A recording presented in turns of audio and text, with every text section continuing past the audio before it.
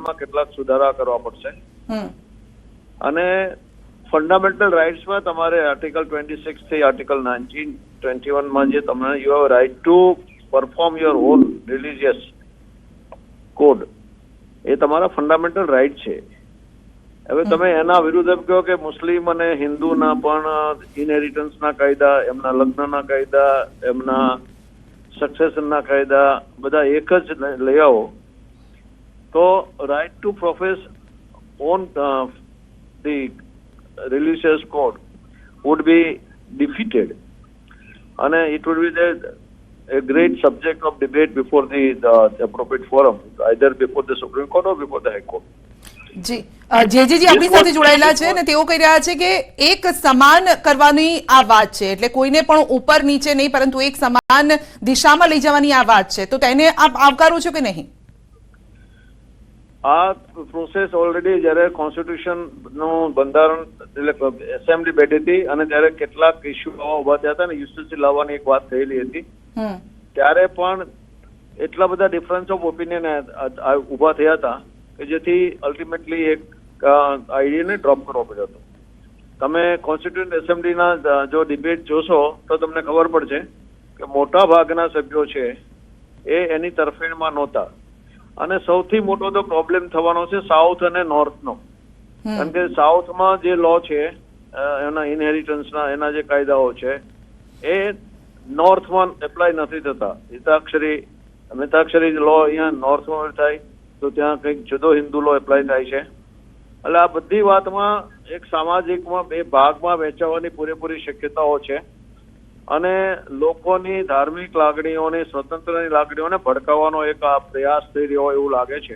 અચ્છા, જે ધાર્મિક લાગણીને ભડકાવવાનો પ્રયાસ છે તેવું બાબુભાઈ કહી રહ્યા છે.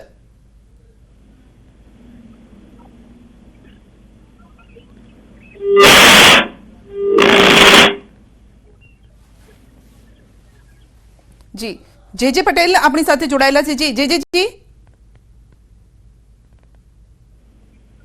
હેલો જી બાબુભાઈ, આપ જે રીતે વાત કરી રહ્યા છો થોડા ટેકનિકલ પોઈન્ટના આધારે જણાવશો કે કઈ રીતે સમાન લાવવાની વાત છે પરંતુ અસમાનતા કઈ રીતે ઊભી થશે આમાં? એક જો તમે છે ને આપણે દયાભાગા અને મિતાક્ષર બે હિન્દુ લોની કોલેજ છે અને બંનેના કાયદાઓમાં ફરક છે.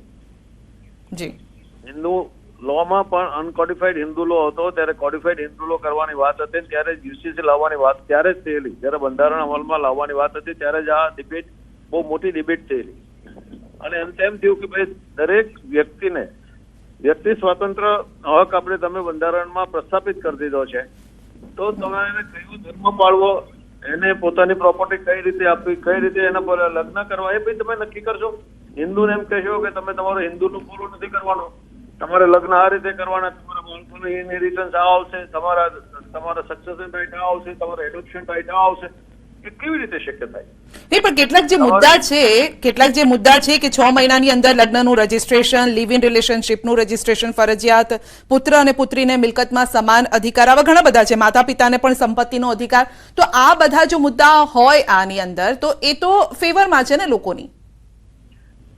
ફેવરમાં જેને એમ લાગે છે કે જેને પોતાને જે હાર્ડકોર જેના ફિલિંગ છે કે મારે મારા ધર્મ પ્રમાણે જ મારે કરવું છે, મારે મારા દીકરાને નથી ઇનહેરિટન્સ આપવું, મારે આ રીતે જ લગ્ન કરવા છે, તો એને તમે કેવી રીતે કમ્પેલ કરશો? એટલે ધર્મ અને કાયદાની વચ્ચે ક્યાંક અસમાનતા ઉભી થશે એવું આપને લાગી રહ્યું છે? ધર્મ પ્રમાણે અત્યારે હિન્દુ અનકોડિફાઈડ લો હતો ત્યારે આપણે જે દયાભાગા અને મિતાક્ષરી જે ઓકે ચલો એ રિપોર્ટ આપ્યા બાદ હજુ તો ખ્યાલ આવશે. નયનભાઈ પણ આપનો આભાર બાબુભાઈ અમારી સાથે જોડાવા બદલ. નયનજી આપણી સાથે જોડાયા છે. જી નયનજી, આપનું સ્વાગત છે ન્યૂઝ 18 ગુજરાતીમાં. બાબુભાઈ એવું કહી રહ્યા છે કે એક તરફ સમાનતાની વાત થઈ રહી છે પરંતુ આનાથી તો અસમાનતા ઊભી થશે યુસીસીને લઈને ગુજરાતમાં. કેવી રીતે અસમાનતા ઊભી થશે એ એક પ્રશ્ન આવશે. કેવી રીતે જે અસમાનતાની વાત કરે છે પણ એના કોઈ રીઝન તો હોવા જોઈએ. કેવી રીતે અસમાનતા? આજે તમે જુઓ દરેક અમુક ધર્મમાં છૂટાછેડા આ તે ઘણા કાયદાઓમાં અસમાનતા છે. એક ધર્મ બીજા ધર્મ એના કરતા યુનિફોર્મ સિવિલ કોડ જે રાજ્યમાં યુનિફોર્મ સિવિલ કોડ છે. હવે તમે ગોવા જુઓ તો ગોવાને માટે સ્પેશિયલ આખો એનો છે. તો કોઈ બી આપણે ત્યાં એક એવી વાત છે કે કોઈ નવી વસ્તુ આવતી હોય ને એનો સ્વીકાર કરવાને માટે પહેલા બધા લોકોને હેસિટેશન થાય, પણ તમે એ નવી વસ્તુ આવી રહી છે તેનાથી ફાયદા કેટલા છે એ જોવું જોઈએ. ટીકા કરવા કરતા નવી વસ્તુ આવ્યા પછી નવો લો આવશે, એમાં જે સમાનતા છે, બધા one nation one law, it is for everyone, તો એમાં શું ખોટું થવાનું છે? એમની વાત પરથી એક વસ્તુ એ ખ્યાલ આવે છે કે ધાર્મિક લાગણી દુભાશે. તો આપની પાસેથી પોઈન્ટ જાણવા ઈચ્છી રહ્યા છીએ કે જો એક સમાનતા લાગુ થવાની હોય તો કઈ રીતે ધર્મના આધારે પણ લોકોએ સમાન ગણવામાં આવશે, કઈ રીતે લોકોને ફાયદો થશે એનાથી? કેટલાક પોઈન્ટ જણાવશો. અત્યારે જે કમિટીની રચના કરવામાં આવી છે એ કમિટી બધા પાસાઓને વિચારશે અને પછી એનો રિપોર્ટ રજૂ કરશે રાજ્ય સરકારને. એટલે પહેલા કમિટી અત્યારે બની છે, કમિટી જે લાઈન ઉપર કામ કરે છે, ડિરેક્શનમાં કામ કરવા જઈ રહી છે, તો હું એવું માનું છું કે એ બધા એંગલ તપાસીને પછી કોઈ ચોક્કસ નિષ્કર્ષ ઉપર આવશે. એટલે અત્યારે એને ક્રિટિસાઇઝ કરવાનો કોઈ પ્રશ્ન નથી. જી નયનજી, પરંતુ બાબુભાઈની એક વાત હતી, હિન્દુ મુસ્લિમની એક વાત હતી, તો ત્યાં ક્યાંક મતભેદો ઉભા થશે અથવા તો ધાર્મિક લાગણી દુભાશે? I don't think so. I don't think so. જી, એમનું એવું કહેવું હતું કે ધર્મના આધારે, ધર્મમાં જે અત્યાર સુધી ચાલતું આવ્યું છે એ રીતે જો તેમને આગળ વધવું હોય તો અહીંયા કદાચ આ કાયદો તેમાં રોક રૂપી બનશે. હું નથી માનતો.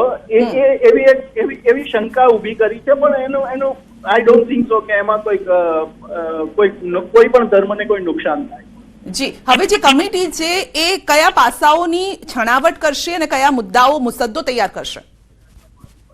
સોરી, જે કમિટીની રચના કરવામાં આવી છે એ કયા પાસાઓને ધ્યાનમાં રાખીને આગળનો જે રિપોર્ટ છે તે તૈયાર કરશે? આપને શું લાગી રહ્યું છે, કયા મુદ્દાઓમાં ખાસ ધ્યાન આપવાની જરૂર છે? દરેક ધર્મને માટે અત્યારે શું કાયદો છે, સિવિલ કોર્ટમાં શું કાયદો છે, એના બધા પાસાઓ વિચારશે, એની છણાવટ કરશે, એમાં સુધારો કરવાથી શું પ્રત્યાઘાત થશે એ બધા વિચારો કરશે અને પછી એનો રિપોર્ટ તૈયાર થશે. જી, યોગી દેવનાથજી પણ આપણી સાથે જોડાઈ ગયા છે. નયનજી, આપનો આભાર અમારી સાથે જોડાવા બદલ.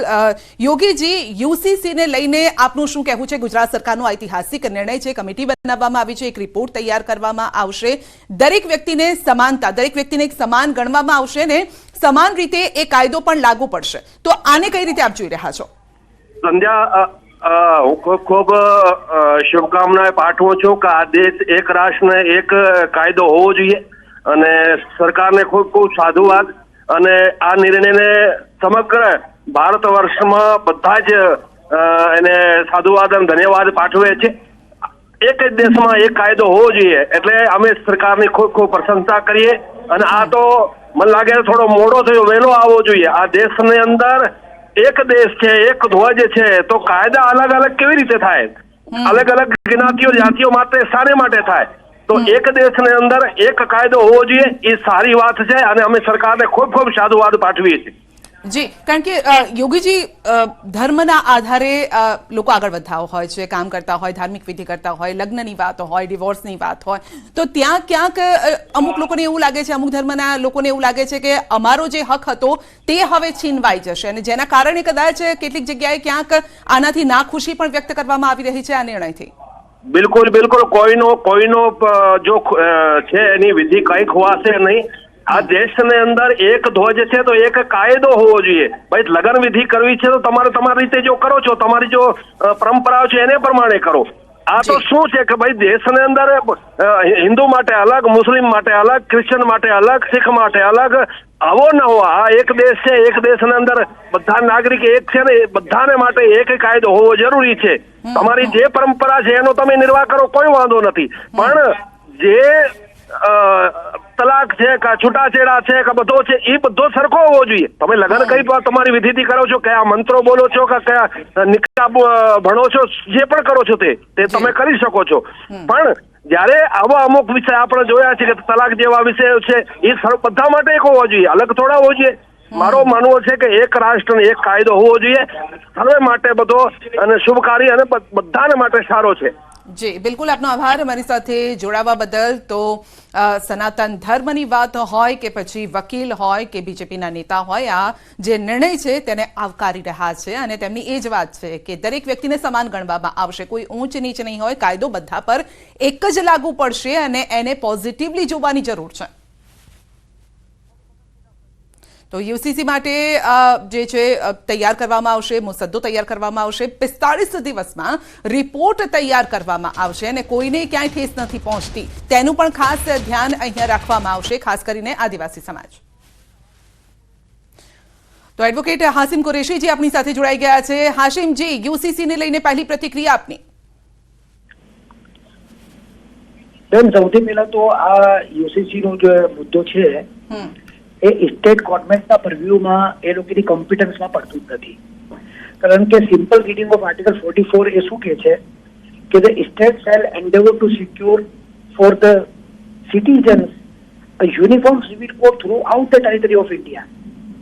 તો આ જે પણ કઈ એફર્ટ્સ કે જે પણ કવાયત થઈ રહી છે, whether the state is in position to implement it throughout in India, ગુજરાતની બહાર ઇમ્પોઝ કરી શકે.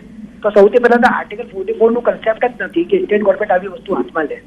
અને બીજું કે આ પર્સનલ લો નું જે પણ સબ્જેક્ટ હોય છે, બધા કોમ્યુનિટી માટે પર્સનલ લો ઓલરેડી એક્ઝિસ્ટિંગ છે. પારસીઓ, ક્રિશ્ચિયન, હિન્દુ, મુસ્લિમ બધાની માટે તો it's uniform in nature. Different text book is there for the uniformity. કે ભાઈ એ લોકોના જ્યાં પણ રિચ્યુઅલ્સ નો સવાલ આવે છે, પર્સનલ બિલીફ નો સવાલ આવે છે, એના માટે આપણે યુનિફોર્મ સિવિલ કોડ જે છે એનું કન્સેપ્ટ નીચે જ આપણે બધી વસ્તુ બનાવી છે કે આપણે ફેરા વગર આપણી લગ્ન ના થાય, તો એ આપણે લેવા જ પડે. તો આપણા લગ્નના મેરેજ એમાં એ વસ્તુ એસેન્શિયલ છે રિલિજિયનની. તો એના માટે બધાને સેપરેટ આ લો આપવામાં આવે છે. બાકીના જે લો છે તો આપણે યુનિફોર્મ સિવિલ લો છે આપણી પાસે. આપણો CPC, IPC, CrPC, Indian evidence act, land lose, criminal બીજા લો, એ બધા યુનિફોર્મ જ છે ને. So we are living in the country where we are exercising our all the duties and rights under the હાશિમજી, આપને રોકીશું. ઇમરાન ખેડાવાલા પણ આપણી સાથે જોડાઈ ગયા છે અને અમારા સંવાદદાતા તેમની સાથે છે. ઉત્તરાખંડ પછી બીજા ગુજરાત રાજ્યએ પણ યુસીસીનો અમલ થાય તેના માટેની કમિટી બનાવી છે. પણ કમિટીના અંદર જે પ્રમાણે 5 સભ્યોની કમિટી છે, 45 દિવસમાં રિપોર્ટ આપવાનો છે. સરકારે જ્યારે યુસીસીનો અમલ થયો, હું સમજુ છું કે મુસ્લિમ સમાજના ધાર્મિક ગુરુને પણ અંદર કોઈ સામેલ કરવા જોઈએ, જેથી કરીને જે શરિયતની વાત છે, શરિયત શું કહેવા માંગે છે એનો પણ એને અભ્યાસ થાય. ખાસ કરીને આજે ઉત્તરાખંડમાં જે પ્રમાણે ઓબીસી અને જે આદિવાસીને એમાંથી બાકાત રાખવામાં આવી છે, સરકારની મનસા શું છે એ મને ખબર નથી. જ્યાં સુધી હું સમજુ છું કે બંધારણના અંદર જે સમગ્ર દેશના અંદર આ કાયદાનો અમલ થાય તેવી રીતે બંધારણે કીધું છે કે યુસીસી સમાન સિવિલ કોડ એટલે તમામ લોકોનો એના અંદર સમાવેશ થાય. પરંતુ અત્યારે અલગ રાજ્ય પોતાની રીતથી જે પ્રમાણે એનું અલગ અર્થઘટન કરીને જે કાયદો બનાવી રહી છે, તો ચોક્કસ સરકારે એના અંદર જે સરકાર શું કરવા માંગે છે, તો હું સમજુ છું કે ચૂંટાયેલા પ્રતિનિધિ છે એને આ જે ડ્રાફ્ટ છે એનો ડ્રાફ્ટની કોપી આપવી જોઈએ, જેથી અભ્યાસ કરી શકે. સંસદ સભ્યો હોય કે ધારાસભ્યો હોય, એને ડ્રાફ્ટ માટે અથવા મુસ્લિમ સમાજના આગેવાન છે, બીજા અન્ય સમાજના આગેવાનો છે, એના જોડે ચર્ચા વિચારણા કરીને હું સમજુ છું જે મુસદ્દો તૈયાર કરે પછી જ વધારે હું એના માહિતી આપી શકીશ. ઉત્તરાખંડમાં જે ફોર્મેટથી લાગુ કરવામાં આવ્યું છે તે ફોર્મેટથી લાગુ કરવાની વાત કરવામાં આવી છે.